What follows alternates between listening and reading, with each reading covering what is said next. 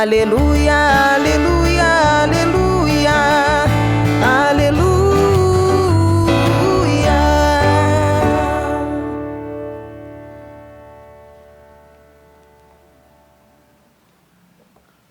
O Senhor esteja convosco. Proclamação do Evangelho de Jesus Cristo segundo Lucas. Glória a vós, Senhor. Naquele tempo, Jesus dizia às multidões: quando vedes uma nuvem vinda do ocidente, logo dizeis que vem chuva, e assim acontece. Quando sentis soprar o vento do sul, logo dizeis que vai fazer calor, e assim acontece. Hipócritas, vós sabeis interpretar os aspectos da terra e do céu, como é que não sabeis interpretar o tempo presente? Por que não julgais por vós mesmos o que é justo? Quando, pois, tu vais com o teu adversário apresentar-te diante do magistrado, procura resolver o caso com ele enquanto estás a caminho.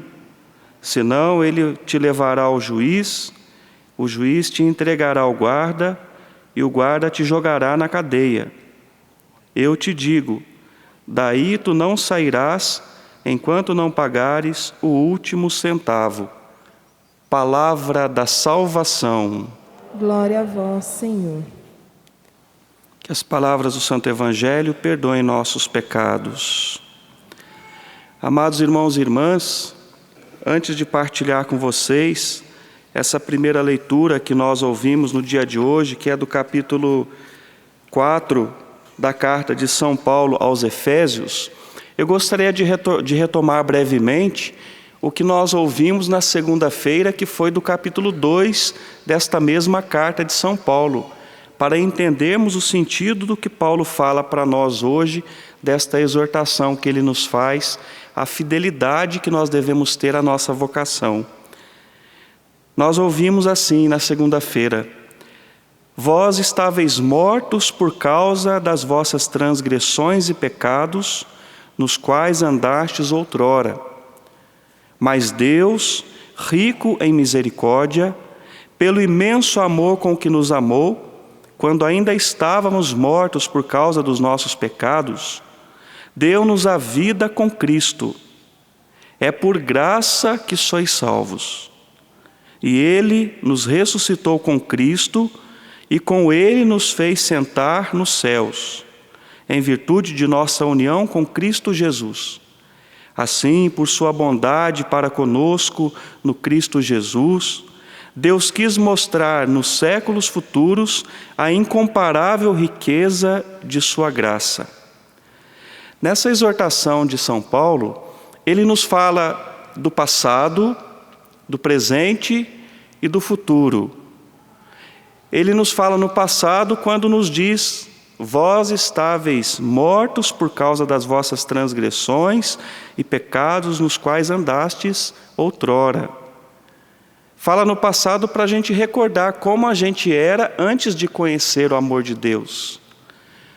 Da gente pensar o quanto o pecado era para nós causa de morte. Situações de morte que nos oprimiam e nos matavam espiritualmente. Mas ele fala também do presente. É por graça que sois salvos, quando ele diz: mas Deus, rico em misericórdia, pelo imenso amor com que nos amou, quando ainda estávamos mortos por causa dos nossos pecados, deu-nos a vida em Cristo. E é por graça que sois salvos. E ele fala isso justamente para dizer que a graça da salvação, ela é dinâmica, ela vai acontecendo na medida em que nós abrimos o coração para Deus. Portanto, a salvação está acontecendo agora, se eu e você abrimos o nosso coração para Deus. Até te convido a falar com o irmão que está aí do teu lado, diga para ele assim: a salvação de Deus se realiza nesse momento, na sua vida, se você abrir o coração para Ele. Amém. porque acontece no momento presente. Essa salvação, ela nos alcança no hoje da nossa vida, nesse momento, nesse exato momento da nossa vida. E se de repente a gente, fazendo uma revisão de vida, pensa, poxa, mas tem ainda esse pecado, aquele outro. Paulo está nos recordando, Deus que é rico em misericórdia, quando ainda estávamos mortos por causa do pecado, Ele nos deu a vida em Seu Filho Jesus. E Ele nos dá a vida. É por graça que nós somos salvos. Mas Paulo fala também do futuro, da nossa certeza definitiva, da nossa graça que somos convidados a viver. Ele nos diz, e Ele, nosso Deus de misericórdia, nos ressuscitou com Cristo e nos fez sentar nos céus em virtude da nossa união com Cristo Jesus. Assim, por sua bondade para conosco, no Cristo Jesus, Deus quis mostrar nos séculos futuros a incomparável riqueza de sua graça. Essa é a certeza que nós temos e que deve mover o nosso coração, de que nós somos vocacionados ao céu, à eternidade. A graça da salvação que nós experimentamos hoje na nossa vida, ela será plena na glória. Então é um olhar sempre para frente e para cima, para o alto, para Deus. Ter uma atenção especial àquilo que Deus realiza em nós hoje, mas saber que aqui ainda não se concluiu. A plenitude vem no futuro, na glória eterna diante de Deus. Diante disso tudo, tendo em mente essa verdade que nós ouvimos na segunda-feira, dá para entender um pouquinho porque Paulo nos exorta a sermos fiéis hoje. Ele disse para nós hoje na leitura, eu, prisioneiro no Senhor, vos exorto a caminhardes de acordo com a vocação que recebestes. Com toda a humildade e mansidão, suportai-vos uns aos outros com paciência e no amor. Aplicai-vos a guardar a unidade do Espírito pelo vínculo da paz. Isto é, que a graça de Deus que nós recebemos não pare em nós, não morra em nós, mas possa irradiar nos relacionamentos que nós temos com as pessoas. Essa graça da salvação que recebemos deve ser frutificada na nossa vida. É por isso que ele vai falar de mansidão, de humildade, de paciência, de suportar com amor, com paciência uns aos outros. Quer dizer, toda a graça recebida, todo o perdão que Deus nos deu na sua misericórdia, toda a vida nova que Ele realiza em nós, tem que se tornar concreto, tem que se tornar prática na nossa vida, nos nossos relacionamentos. Nós devemos caminhar de acordo com a vocação que nós recebemos, Paulo nos fala. E que vocação é essa? Que todos nós recebemos em Jesus. É a vocação à santidade. Ser santo como Deus é santo. É para a santidade que nós fomos chamados, para vivermos em santidade. E a santidade se expressa em realidades concretas, como ter paciência com a pessoa que é mais chata, meio chatinha, né? Às vezes a gente lida com uma pessoa e pensa assim, poxa, mas é chato esse menino, hein? Nossa, mas é chata. Não, mas porque é filho de Deus, eu vou amar assim mesmo, eu vou suportar. Ah, mas é muito difícil de lidar. Eu também sou. Aqui Paulo não nos fala, quando a gente vivia longe de Deus, nós éramos até chamados filhos da ira, destinados à ira. Deus não nos amou quando a gente era mau, quando a gente era ruim.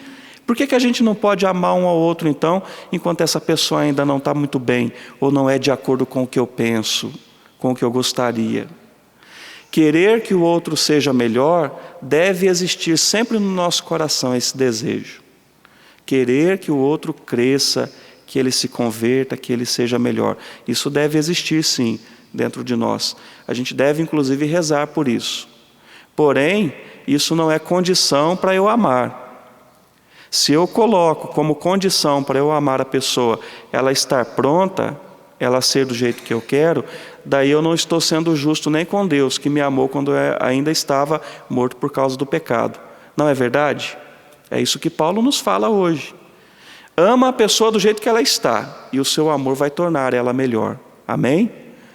Ame o irmão, ame a irmã, a pessoa com quem você convive, do jeito que ela está.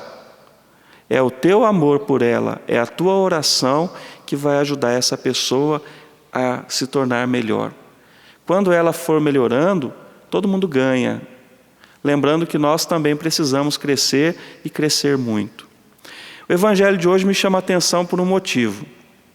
Jesus está exortando as pessoas do seu tempo e exorta a nós também hoje, falando assim: olha, quando você vê uma nuvem vir do Oriente para o Ocidente, você fala que vai chover. Se sopra um vento do norte para o sul, vai fazer calor. Vocês sabem ler os sinais da meteorologia, do clima, mas não sabem ler os sinais dos tempos, o sinal do tempo presente. O que será que Jesus quer dizer com isso? Daí eu fiquei pensando um pouquinho. Sabe quando a gente se aproxima de alguém que a gente não tem muita intimidade, muita familiaridade, mas a gente quer puxar assunto? A gente diz assim: tá quente hoje, né? Não é assim? Daí a pessoa: tô achando que vai chover. Nossa, mas esse vento que está vindo aqui, certeza que vai chover até o final do dia, pode se preparar que vai chover. E para nisso o assunto. Parece que é a conversa de quem não tem intimidade, de quem não se conhece. Se esse é um motivo, é um pretexto para começar uma conversa mais profunda, ok. Mas se parou só naquilo ali, é muito pouco. Quando Jesus fala: olha, vocês sabem se vai chover, se vai fazer sol, se vai esfriar, se vai ficar seco, mas não estão atentos ao grande sinal. Que sinal é esse que ele está falando? Dele mesmo entre eles. Vocês estão tão preocupados se chove, se faz calor, se esquecem que o Filho de Deus está aqui e que pode salvar e mudar a vida de vocês. Fiquem atentos. E daí Jesus fala da importância do perdão e da reconciliação. Se você tem algo contra você, ou se tem um processo aberto contra alguém, resolve antes de chegar no juiz, porque se chegar lá, fatalmente você vai ser punido. Quem é o justo juiz? Quem é o magistrado? Quem é aquele que pode resolver a situação ainda a caminho? Jesus está falando dele mesmo, que é amor e misericórdia. Peçamos a Deus no dia de hoje que renove o nosso coração, que nos dê a graça de não perdermos tempo só com o calor ou com o frio. Que, por sinal, nesses dias tem feito bastante calor, né? Muito calor. Mas mais do que o calor da meteorologia, do clima, é importante ver se o coração nosso está aquecido pela graça de Deus, que vai modificando o relacionamento que a gente tem uns com os outros. Que Deus nos abençoe e nos dê a graça de crescer em santidade, que é a nossa maior vocação. Louvado seja o nosso Senhor Jesus Cristo.